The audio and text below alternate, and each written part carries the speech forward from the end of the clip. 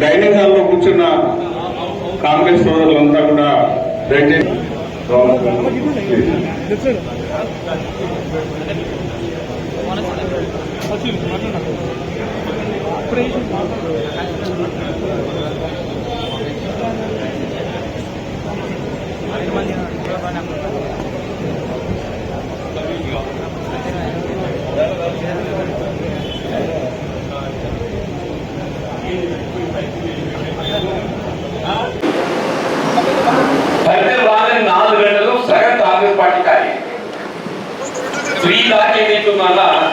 the whole council, all Congress leadership, అందరూ మాట్లాడుతున్నారు. 3 o'clock బయట వచ్చిన ఎన్నికల సర్టిఫికేట్ వచ్చి 4 గంటల సూర్యోదయం రాగముందేది ఇంకో కాంగ్రెస్ పార్టీ కాదు. అటువంటి పరిస్థితుల్లో అంజలి ఏదైతుందో నాకు కార్పొరేట్ కావడం ప్రధానం కాదు. కార్పొరేట్ సరే అది చూసుకోకపోతే ఒకసారి అయింది. కాంగ్రెస్ పార్టీ వెన్నట్టు ఉండడం నా బాధ్యత అని చెప్పని ఆనాడు ఎంఎస్సీ గెలిచిన తర్వాత నా సోదరుడుగా వెన్నట్టు ఉన్నటువంటి రోడ్ అంజలి కుమార్ మిత్రులందరూ సహచరులు వాళ్ళ ఆవేదన వ్యక్తం చేసిండ్రు. కొంత మీకు ఏదైతుందో సరే వాళ్ళ ఆవేదన అనేది మీకు కొంత ఇబ్బంది అనిపించినా కానీ వాళ్ళ కడుపులో ఉన్నటువంటి ఆవేదన ఇళ్ళగలిపితే ఏదో కొంత ఉపశమనం ఇస్తుందని చెప్పారు. మీరేదేదో మాకు ఆప్తులుగా భావించి వాళ్ళ కడుపులో ఉన్నటువంటి ఆవేదన ఇళ్ళగలిపితే మీరు మాకు తీస్తారు అనేటువంటి ఒక భావనతో వాళ్ళందరూ ఆవేదన ఇళ్ళగలిపింది. అదే తప్ప మిమ్మల్ని ఒత్తిడి పెట్టాలి అనే ఉద్దేశం కాదు అని చెప్పంటే నేను కాంగ్రెస్ పార్టీ నాకు అనుబంధం అన్న దానికంటే మిత్రులు అన్నట్టు ఏదైతుందో ఇప్పుడు కూడా ఈ ప్రాంతమే కాదు రాష్ట్రంలో కూడా కాంగ్రెస్ అంటే జీవన్ రెడ్డి కాంగ్రెస్ ఒక భావన. అదే 24 పూర్వం టీడీపీలో ఉంది మాకు చెప్పాను. నేను 24 పూర్వం టీడీపీలో ఉన్నటువంటి ఒక అంశం ఈ తరానికి తెలియదు. ఈ కనుక ఈ 4 దశాబ్దాలకి వెళ్ళి నన్ను కాంగ్రెస్ పార్టీతో చూస్తున్నారు కాబట్టి జీవన్ రెడ్డి కాంగ్రెస్ జీవన్ రెడ్డి నన్ను నా దృష్టిలో కూడా రాష్ట్రంలో నాకంటే సీనియర్ ఎవరు ఉన్నారంటే వి హనుమంతరావు గారు, కోదండ రెడ్డి గారు, మన నిరంజన్ గారు మరి మధ్య రాష్ట్ర హోదా బీసీ కమిషన్ హోదా పొందిందని చెప్పాను. Is also junior. ఆయన కూడా నాకంటే జూనియర్. ఆయన నాకంటే ఎక్కువ పదవులు అనుభవించిండు. కానీ నాకంటే కాంగ్రెస్ పార్టీలో నాకంటే జూనియర్. నా తదుపరి 3 సంవత్సరాలు 4 సంవత్సరాల తర్వాత కాంగ్రెస్లోకి వచ్చింది. అంటే మేము ఏదైతుందో ఇక్కడ ఉన్నటువంటి ఒక నా మిత్రులు అందరూ కూడా ఏదైతుందో మేము కాంగ్రెస్ ఇప్పుడు విడదీసి మేము ఊహించుకోలేదు. ఆ విధంగా కాంగ్రెస్ లో విలీనమైపోయిందని చెప్పండి. ఆ విధంగా కాంగ్రెస్ లో విలీనమైపోయిందని చెప్పంటున్నాను. అదేదో రాజకీయ కాంక్ష కొరకు లేక పదవుల కొరకు అని చెప్పని కాదు. మాకుండేటువంటి ఒక సైద్ధాంతిక అనుబంధం. ఇందిరాగాంధీ గారు ఏదైతుందో ఆనాడు 21 అక్టోబర్ ఈ దేశ సమగ్రత కొరకు ఏదైతుందో ప్రాణాలు అర్పించినటువంటి ఒక తల్లి ఇందిరమ్మ అని చెప్పండి. రాజకీయంగా రెండే మాటలు మాట్లాడుకుంటారే ప్రజా జీవితం లోపల, కానీ ఆచరణ అనేది ప్రధానమని చెప్పండి. ఇందిరాగాంధీ గారు ఏదైతుందో నాకు తెలిసి ఈ దేశ స్వాతంత్రం కొరకు ఎందరో మహానుభావులు ప్రాణాలు త్యాగం చేశారు. ఈ దేశ స్వాతంత్రానంతరం ఏదైతుందో దేశ సమగ్రత కాపాడటానికి కొరకు తన జీవితం బలి కాబోతుందని ఊహించి కూడా ఈ దేశ సమగ్రత కాపాడినటువంటి ఒక గొప్పతనం ఆ ఇందిరమ్మ తల్లి అని చెప్పని చెప్పక తప్పని చెప్పాను. తర్వాత రాజీవ్ గాంధీ గారు శాంతి ప్రక్రియలో భాగంగా శ్రీలంకకు తోడు నిలవడంతో ఎల్ఈడి ఉగ్రవాదంలో బలి కావడం చెప్పట్టు నేను రాజకీయంగా ఏ పార్టీ అధికారం అని చెప్పని కాదు. ఈ దేశంలో ఏదైతుందో దేశ స్వాతంత్రానంతరం ఈ దేశ సమగ్రత కొరకు జాతి మాట్లాడుతున్నటువంటి యొక్క ఏకైక రాజకీయ పార్టీ కాంగ్రెస్ పార్టీ అని చెప్పి మనం రాహుల్ గాంధీ గారు భారత్ జోడో అందరూ అనుకున్న అసలు భవిష్యత్తులో మనకు తెలంగాణలో మళ్ళీ కాంగ్రెస్ పార్టీ వస్తుందని చెప్పారు. ఒక స్థాయిలోనైతే అందరూ కూడా ఇక్కడ భవిష్యత్తు లేదు అని చెప్పని వేరే పార్టీలను కూడా ఆశ్రయించినటువంటి ఉదంతా మనకు తెలుసని చెప్పారు. కానీ కాంగ్రెస్ పార్టీకి వీళ్ళు పునర్జన్మ అని చెప్పండి కల్పించిన ఘనత రాహుల్ గాంధీ గారికి తగ్గుతుందని ఇప్పుడు రాహుల్ గాంధీ గారికి తగ్గుతుంది. కర్ణాటకలో ప్రభుత్వం ఏర్పాటు కావాలంటూ తదుపరి రీతిలో తెలంగాణలో మనకు ఆశలు చిగురించడం, తెలంగాణలో కూడా కాంగ్రెస్ ప్రభుత్వం ఏర్పాటు కావడం, జాతీయ స్థాయిలో కూడా కొద్దిలో కోసమే ఫినిషింగ్ టచ్తో మనం అధికారం కోల్పోయిన అదర్వైజ్ రాహుల్ గాంధీ గారిని ప్రారంభిస్తారు.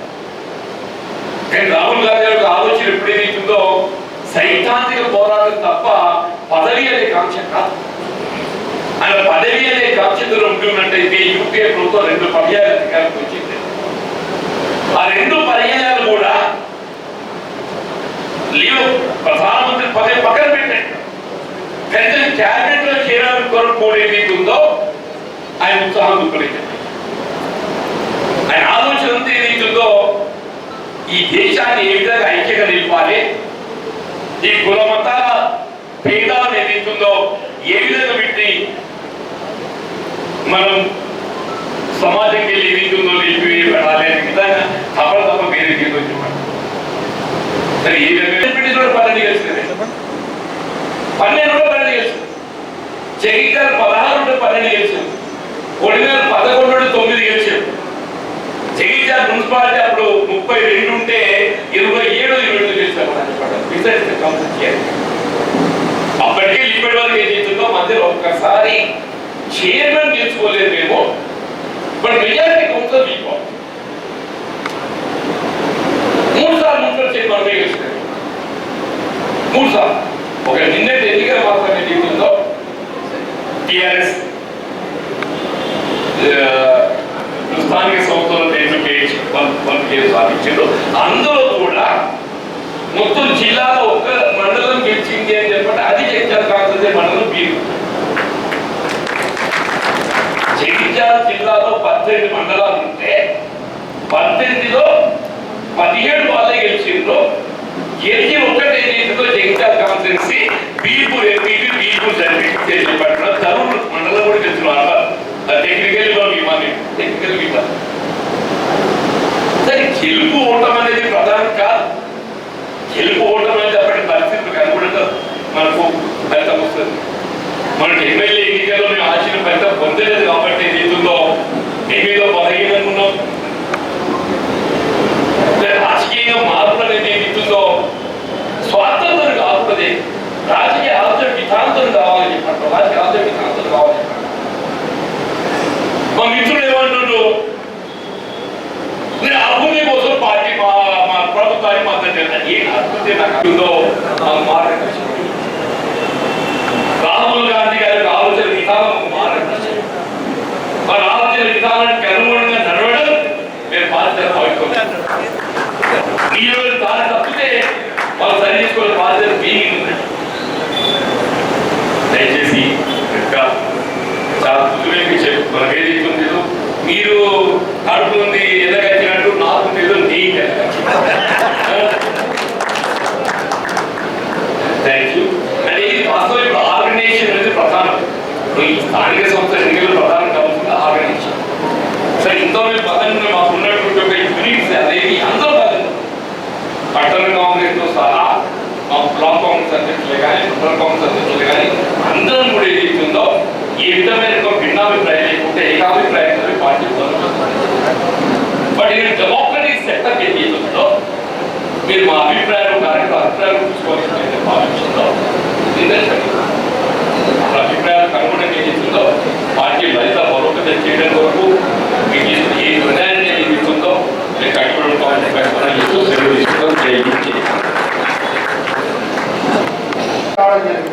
ఈ సంస్థ ఎన్నికల నిర్వహణ కార్యక్రమమే కాంగ్రెస్ పార్టీ నిజమైన కార్యకర్తలను కాపాడుకోవడానికి గ్రామ స్థాయి నుంచి మండల కాంగ్రెస్, బ్లాక్ కాంగ్రెస్, జిల్లా కాంగ్రెస్ అధ్యక్షులకు పూర్తి స్వేచ్ఛ, వారికి కాంగ్రెస్ పార్టీ యొక్క పవర్ ఇవ్వాలనే ఒక ఆలోచనతోనే గుజరాత్ రాష్ట్రంలోని అహ్మదాబాద్లో సిడబ్ల్యూసి సమావేశంలో నిర్ణయం తీసుకోవాలని, అందులో భాగంగానే దేశవ్యాప్తంగా జరుగుతున్నటువంటి ఈ కార్యక్రమం నిన్న మొన్న గుజరాత్, మధ్యప్రదేశ్ రాష్ట్రాలలో అయిపోయింది.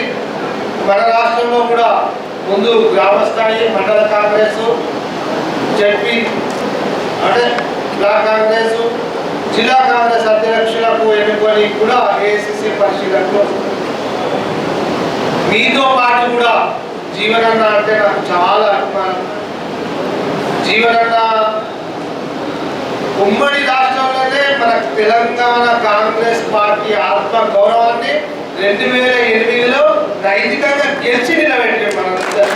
లేకపోతే అప్పుడు ఇట్లా నైతికంగా వాళ్ళు గెలిచినట్టు లేకపోతే మనం గెలిపించుకోవాలని తెలియజేసుకుంటూ, వాస్తవంగా ఇక్కడికి ఈరోజు ఈ సమావేశం యొక్క ముఖ్య ఉద్దేశం మీ అందరి ద్వారా దరఖాస్తులు స్వీకరించాలని రావడం జరిగింది. గ్రామాధ్యక్షుల దరఖాస్తులు, మండల కాంగ్రెస్ అధ్యక్షుల దరఖాస్తులు, బ్లాక్ కాంగ్రెస్ అధ్యక్షుల దరఖాస్తులు తీసుకోవాలని మాత్రమే ఇది రావడం జరిగింది.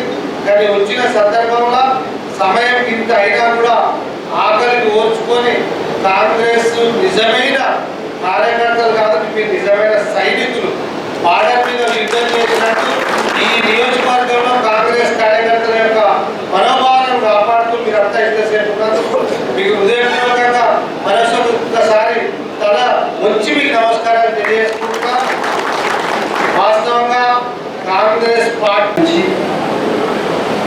మన నాయకుడిని కాపాడుకుంటాం, కాంగ్రెస్ పార్టీని కాపాడుకుంటాం. దాంట్లో ఎవ్వరికీ అనుమానం రావాల్సిన కాలేదు. కాస్త ఆలస్యం జరగవచ్చు కానీ మనం నిలబడడం ఖాయం.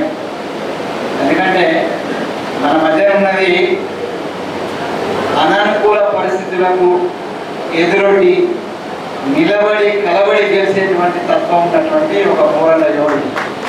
కాబట్టి క్యాప్టెన్ గట్టిగా ఉన్నప్పుడు మనం అందరం వెంగపడాల్సిన అక్కర్లేదు. అయితే మీ ఆవేదనతో కూడా క్యాప్టెన్ యొక్క రక్షణకు వస్తుంది. మీ ఆవేదనలో నేను కూడా వారి అండర్తో ఉన్నటువంటి మరో క్యాప్టెన్గా నేను అర్థం చేసుకోవాలి. నేను బేసికల్లీ టీచర్. లాస్ట్ పీరియడ్ అంటే నేను వాళ్ళ దగ్గర పెట్టుకోవాలి. నేను పదే వచ్చినప్పటి నుంచి నన్ను చీఫ్ గెస్ట్ అనుకుంటే నాకు భయం వేస్తుంది సార్. చీఫ్ గెస్ట్ అంటే ఇంకా మాట్లాడడానికి ఏముండదు. ఎందుకంటే ముందందరూ మాట్లాడేస్తారు, మనకు మాట్లాడడానికి ఏముండదు. లాస్ట్ పీరియడ్ అంటే స్టూడెంట్స్ మూడ్లో ఉంటారు. ఇప్పుడు 2 గంటలు వచ్చిందండి, మీరు మూడ్లో ఉంటారు, నాకు కూడా మాట్లాడడానికి పెద్ద అంశాలు ఉన్నాయి. ఒకటే లక్ష్యం, రాహుల్ గాంధీ గారి యొక్క ఆలోచన విధానాన్ని ముందుకు తీసుకుపోవడం కోసం మనం నిబద్ధతతో పనిచేయాలని అన్న జీవన్ రెడ్డి గారు చెప్పినారు. మీరు ఎందుకు బెంగ ఉన్నారో నాకైతే తెలియదు. కానీ ఇప్పుడు సాధారణంగా ఈ ఐపీఎస్, ఐఏఎస్ ఆఫీసర్స్లో సీనియారిటీ ఒక లెవెల్ చేరిన తర్వాత ఒకటే CS post, chief secretary post ఒకటే ఉంటుంది. అట్లాగే డీజీపీ పోస్ట్ కూడా ఒకటే ఉంటుంది. బట్ దాని ఎలిజిబిలిటీ ఉండే వాళ్ళు చాలా మంది ఉంటారు. అప్పుడు ఏం చేస్తారనంటే రామకృష్ణరావు గారితో పాటు ఇప్పుడు మన స్టేట్లో నాకు తెలిసి నవీన్ మిట్టర్తో పాటు ఒక 7-8 మంది సిఎస్ హోదాలో ఉన్నారు. సిఎస్గా లేరు కానీ సిఎస్ హోదాలో ఉన్నారు. అలాగే డీజీపీలో గుప్తా గారితో పాటుగా ఒక 8 మంది నాకు తెలిసి 8 మంది మొన్న అయినటువంటి మా మిత్రుడు, నా బ్యాచ్మేట్ కమలాసన్ రెడ్డి ఆల్సో ఆ డీజీపీ లెవెల్కి వచ్చినాడు. అంటే క్యాడర్ అంటదండి. అట్లాగే ఈ రాష్ట్రంలో సీఎం క్యాడర్ కూడా ఒకటి ఉంది. ఈ మధ్యన సీఎం క్యాడర్ కూర్చొని ఉన్నది. ఒక సీఎం క్యాడర్ కావచ్చు, బట్ ఆ స్టేషన్ ఉన్నటువంటి నాయకుడు మన మధ్యన కూర్చొని ఉంటాడు. So why you are worried? మీరు వరి కావాల్సిన అక్కర్లేదు, మేము వరి కావాల్సిన అక్కర్లేదు. ఎందుకంటే మేము పోయి అధిష్టానం దగ్గర చెప్పి ఎత్తుకునేటువంటి పేరు మాకంటే వాళ్ళకే ఎక్కువ ఫెమిలియర్ ఉన్నటువంటి పేరు. కాబట్టి ఈయన గురించి కానీ, జగిత్యాల గురించి కానీ, జగిత్యాల జైత్రయాత్ర గురించి కానీ మాట్లాడడానికి మాకు ఏ విధమైనటువంటి అభ్యంతరాలు కానీ ఆటంకాలు లేవు. కాబట్టి మేము 100% ఇక్కడ ఉన్నటువంటి పరిస్థితిని వివరించి ఇక్కడికి సొల్యూషన్ పట్టుకొని వస్తాం.